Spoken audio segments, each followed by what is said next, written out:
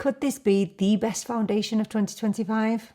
Let's find out. Hey everyone, welcome back. My name is Carmel, and in today's video we are testing and reviewing the brand new Makeup by Mario SurrealSkin Natural Finish Foundation. It seems like everybody's talking about this foundation, so I've been putting it to the test, and today I'm ready to share my thoughts. So if that sounds like something that you might be interested in, then please do keep on watching. As normal, there are no first impressions. I have been testing out this foundation, so I have worn it for long days, and I do have some daylight footage to show you once I've applied this. So let's just dive straight in and take a look at what this foundation claims to be. So this foundation retails for €48, and for that you get 30ml of product. I picked this up in the shade 8N, which is a light to medium neutral shade. So this claims to be a buildable formula which has a natural finish and feels comfortable all day. It is not shiny or overly matte. It's non-drying and locks in moisture whilst increasing skin's hydration over time. It is sweat and humidity resistant, non-comedogenic, fragrance-free, and best for normal to oily skin. So I found this really interesting when I was reading the claims, because I bought this without reading the claims. I just knew that it was a natural finish,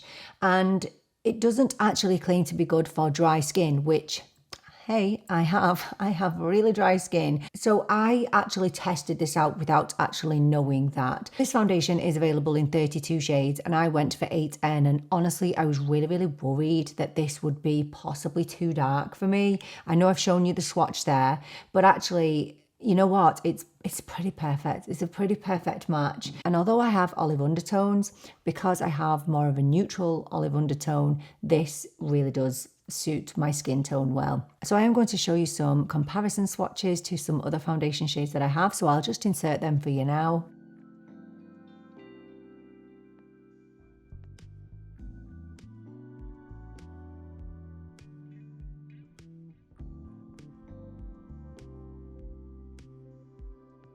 So although I haven't watched any reviews on this, I did see something, I don't know whether I saw it on Reddit, but I saw that some people had complained that this oxidizes on them, and I was really looking out for that.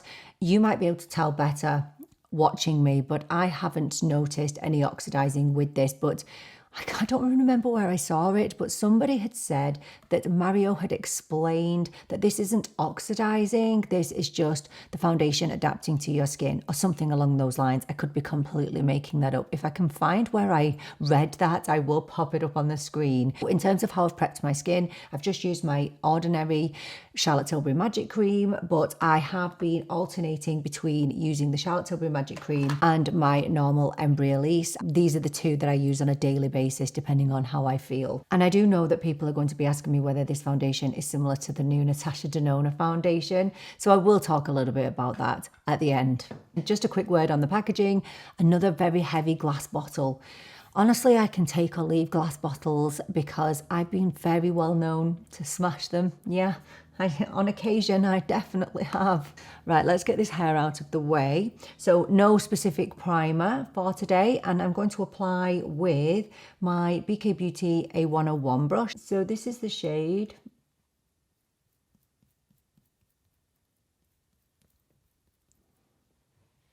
And it does just disappear into my neck. So yeah, thank goodness, because these foundations are expensive. And you know, when you're choosing your foundation online, it's a little bit traumatic. It is for me anyway.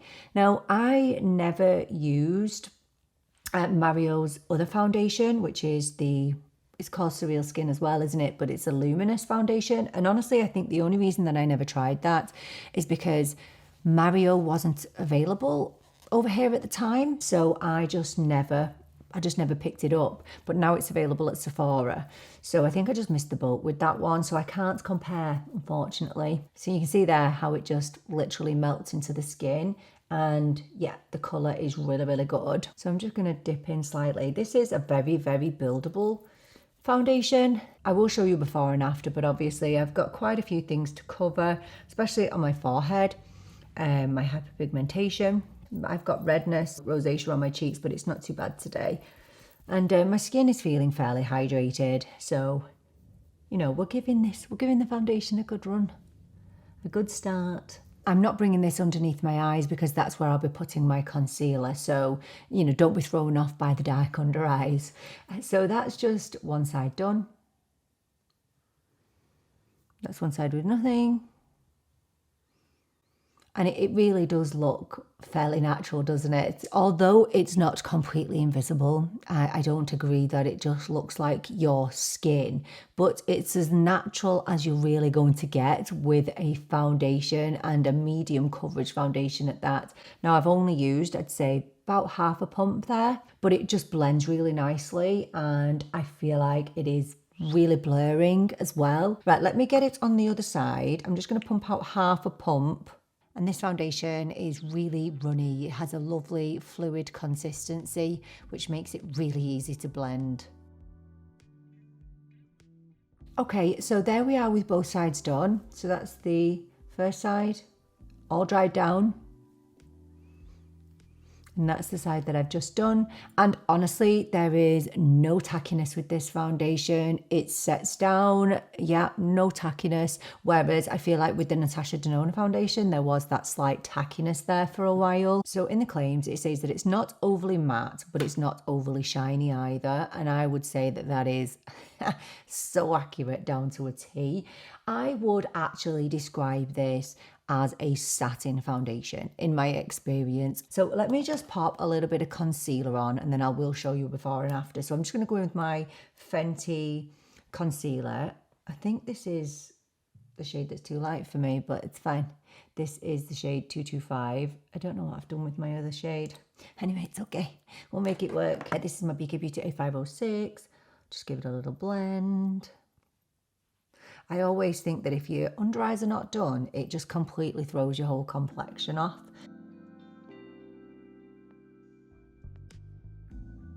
Okay, let me show you a quick before and after.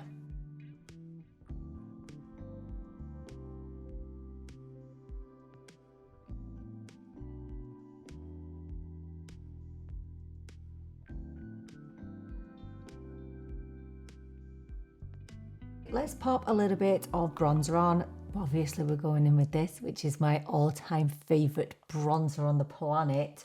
This is the Makeup by Mario Softsculpt Transforming Skin Enhancer. And I have this in the shade light medium. I mean, I think the people that regularly watch my videos, you will just be so over me talking about this product. I just love it. I just love everything about it. It's literally your skin but better.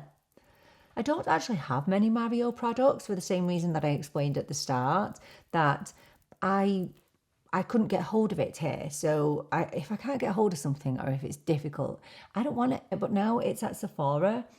I am obviously trying to build up a little collection, but I don't have any blush from the brand. So sometimes when I'm doing a foundation review, I'll go in with more of a glowier blush, and I think that can throw people off and make them think that the foundation itself is really glowy.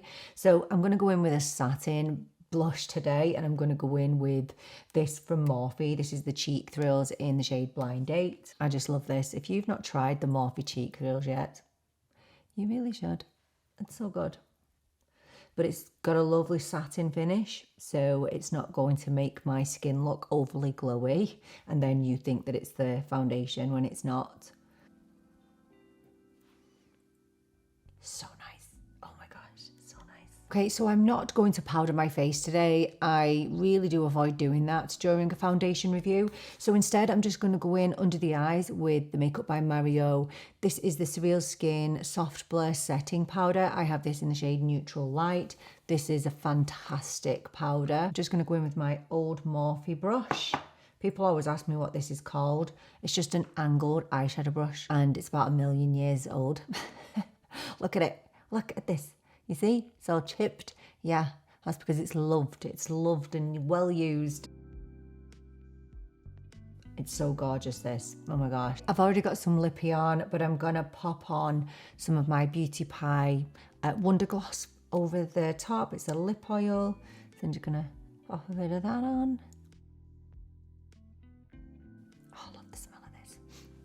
Let's just cut to the chase and let me tell you what the negatives and the positives are of this foundation. So do you know what? I'm just going to start with the negatives, and honestly, there's only one. I only have one negative when it comes to this foundation. Surprisingly to me, it's to do with wear time. So I feel like, although this is a foundation which is aimed at people with normal to oilier skin, around my nose, this tends to fade, and I don't usually get that very often. Now, obviously, makeup doesn't end up looking pristine on me after 12, 13 hours. However, because my skin is drier and I don't have tons of oils coming through, I don't tend to get a lot of wearing away. I have had a few strenuous days, so doing house renovations, and I've been quite active. So maybe that's why, not that I'm usually lazy, but you know what I'm saying, right? I've been pushing myself a little bit more than usual. Although, you know, it's still there at the end of the day, I do feel like it does wear a little bit quicker than some of my other foundations. So it doesn't become patchy, it doesn't look awful, but I definitely feel myself looking in the mirror after, around 6 hours and thinking, oh, I could do with a little bit of a touch up. Because it's designed for people with normal to oilier skin, I guess I just thought it would have some really serious staying power. Do you know what I mean? I just felt like it did wear away a little bit too easy during the day. But look, it's early days and I will obviously continue to test that out. Let's just crack on with all the things that I genuinely adore about this foundation. So as I've said, when I bought this, I didn't know that it was aimed at people with more normal to oily skin. And it's a good job, really, that I didn't read that, because I probably wouldn't have purchased it. But if you have dry skin or super dry skin, I think you'll really, really like this. So if you go back to the claims, it claims to be a buildable foundation, and it claims to be not overly shiny and not overly matte. And that is spot on, okay? Those claims are ticked. So this is a medium coverage foundation. If you see, have a look around my face, it has covered the majority of my problematic areas. So obviously you're never going to completely cover my hyperpigmentation, but it's done a really, really good job at that. I feel like it's evened out my skin tone. It has definitely blurred my complexion. It looks really, really beautiful. And although it says it's a natural foundation, I don't think that my skin looks like skin, okay? No, I'm not going to fool anyone in thinking that this is my skin. It doesn't look skin-like, but it does look natural in the fact that it doesn't look heavy, it doesn't look makeup-y, it doesn't sit into lines, it doesn't sit into dry patches, it doesn't look makeup-y, and I think that's a sign of a really, really great foundation. Do you know, to be honest, I don't think I've ever tried a foundation that has met the claims as much as this one. Like, to be honest, I really can say that hand on heart. I think that Mario has come up with a foundation here that really does suit the majority of skin types. And I feel like the literature might put off people with drier skin, but I'm here to tell you, don't be put off by it. There's nothing, zero, zilch, nada, nothing drying about this foundation in the slightest. Never once have I looked at my complexion and gone, oh, it looks a bit funny there, or oh, it looks a bit dry. Even on my chin, okay, where I have sebaceous filaments. And when I used the Natasha Denona foundation, I could see a little bit of settling into those sebaceous filaments. Even on my chin, it looks smooth. It looks smooth here. It's blurred. It's gorgeous. And I don't need to use powder with this. Yeah, I really think this is stunner. I do. Is it the foundation of 2025? I think it is. I honestly think it is. This is the best foundation I've tried in a long, long time. Obviously, we've had a lot of foundations released recently, but the big one was this from Natasha Denona. Yeah, look, I think that the Mario is definitely going to be suited to the majority of skin types. Going on my review, a lot of people commented quite negatively on their experience with the Natasha Denona. Obviously, I can only give you my experience with it, but a lot of people said that it ended up an oily mess even when they had dry skin. Now, I don't have that, although I did have people telling me that I looked, shiny. Too shiny. I didn't feel like that, and I don't feel like that.